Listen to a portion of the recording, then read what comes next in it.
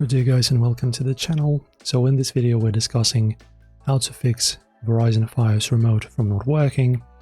So guys, the very first step, which is pretty straightforward and intuitive, is you just need to check your batteries. So if they are outdated, if you've used them for too long in your remote, just replace them with fresh ones. And also make sure they're inserted correctly.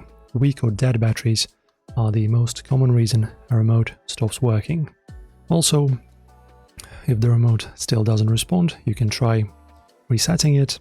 So for that, you just press and hold the OK and Fios TV buttons together until the red light on the remote blinks twice.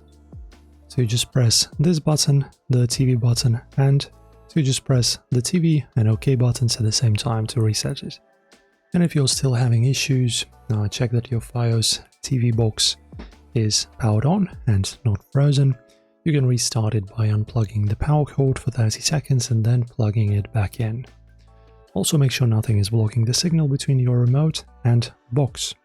Remove any objects in front of the receiver and try again. If none of these steps work, your remote might be damaged. In that case, contact Verizon support or order a replacement remote. That's it, your Verizon Fios should be working again. If this helped in any way, make sure to support us as well with a like and a subscription. Thank you guys.